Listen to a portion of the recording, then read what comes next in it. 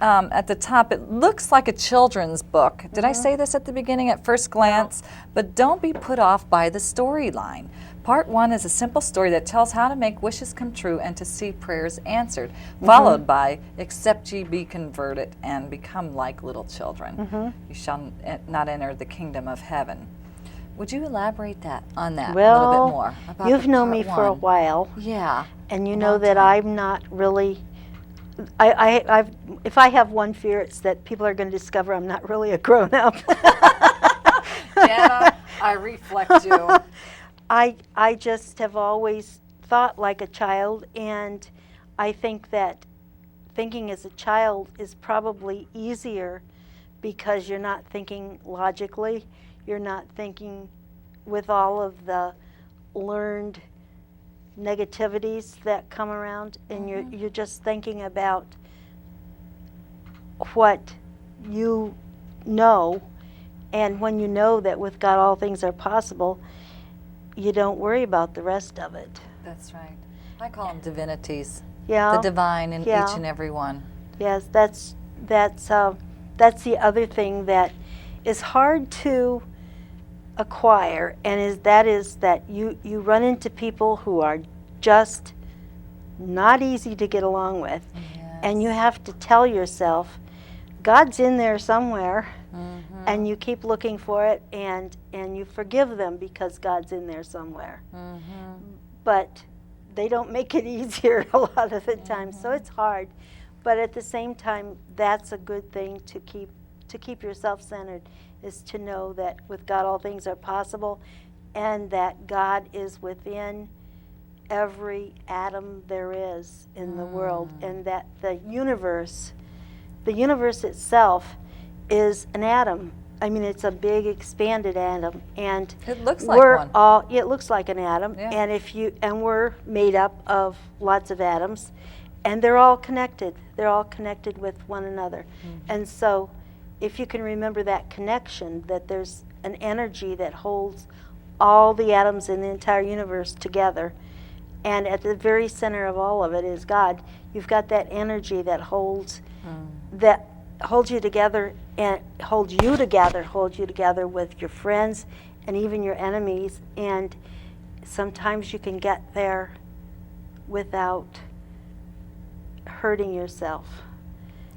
You know, when you sometimes you think, I can't possibly forgive that person, they've been so mean to me, but when you get to a point where you think you can't forgive somebody, you send your guardian angel to talk to their guardian angel and say, I can't handle this, but would you do it for me? And just the process of doing that heals your heart.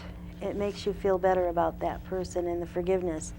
And then I've got a strange way of doing that. If there's a name that causes you, you know, when you hear the name of somebody who's not been nice to you? Yes. And that name sort of has a bad vibration for you, get a nice new kitten and name the cat the same thing. Oh, I could tell you a short story about that then. I was at the animal shelter today in Fort Wayne. They have lots and lots of kitties. Oh, yeah. Amazing. Oh, but anyway, well, we won't go on to the kitties. I still got Fred. Yeah. Anyway. Fred. Freddie Cougar, yes. Well, Fredbear, Threadbear in the book, The Wish Factory. Talk a little bit about Fredbear. Well, I'm not sure I can tell the whole story. The story is that Fredbear is a teddy bear who belongs to JR, who's a little boy. And the reason JR got his name was because my son Zach didn't want the character to be named after him. He's kind of shy. And I said, okay, well, if I'd had another child, I would have named him after the grandfather's, which is James Roberts, so I named him JR. And JR's teddy bear is setting up on the chest of drawers, and he's made out of blue jeans because I made a teddy bear just like that for Zach for Christmas one year. I won't let him play with it anymore. Oh, really? Yeah. He has a red velvet heart, and his ears are made out of the pockets that were on the blue jeans. And he's got a little scuff on his behind where it was the knees in Zach's jeans. And then at some point when I wrote the story, I think I made a wish at one point where I said, I wish I could write a story about angels and teddy bears, because angels and teddy bears are the thing right now. Oh, there's angels everywhere. Yeah, well, this Among us, everywhere. This was 10, 12, 14, 15 years ago that I thought that. And I woke up in the middle of the night, jumped up and ran to my typewriter and put my hands on it, and the story came out. The original story came out, and I've worked on it and rewritten it. And after I wrote this book, I turned the story of the Wish Factory into a screenplay.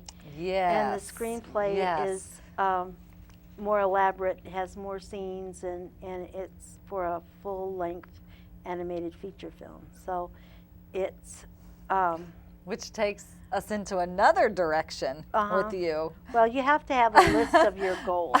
Yeah. Because you can get a lot mixed up. Uh-huh. So you take the wishes and your goals, and you write them down in a goal book, and then you forget about them because you know what they are. They're in your book, and you don't have to worry about them. You get there pretty soon. Your soul knows. Yes. Yes. I your wrote soul down. knows. I wrote down the Wish Factory, and at one point, for some reason, you know, you're supposed to get outrageous with some of your goals, and I wrote down that I wanted to have a Wish Factory amusement park. Ooh. And the next day, the day after I wrote that in my goal book, I met online a guy who designs rides for amusement parks. And I thought, that's more than a little synchronicity, isn't it? So I thought that was maybe not a sign, but it's a sign I might be going in the right direction there. And I also in there tell people how everybody wishes. I mean, the one wish that everybody says they want is to win the lottery. Okay, let's And win the lottery. They've got to stand in line because everybody's wishing to win the lottery. And one of the wishing things is you can't have something somebody else wants. That's right. And so that's a golden rule. Yeah.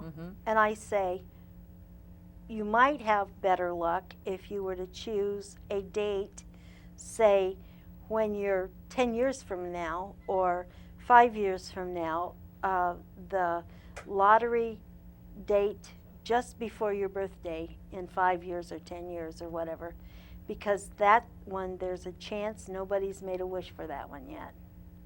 Well, I picked a date, Jana. Yeah? And that was about 10 years ago. And you're Yeah? soon to find out. Oh, okay, cool. Yeah. Commissions. Yes. Okay. I'm thankful and grateful. Yes, I'm standing well, in complete faith and trust. Paying God the commission is the best idea when you tithe. Yes. So that's the other thing that I think is that tithing is a way of saying thank you. And my father always told me that if you tithe, you get more than 20 times what you tithe in reward. So I never counted, but I know that it works. So. So which one of us don't want any more money? I don't think there's anybody like that. I don't think there's anybody, even the most wealthy person.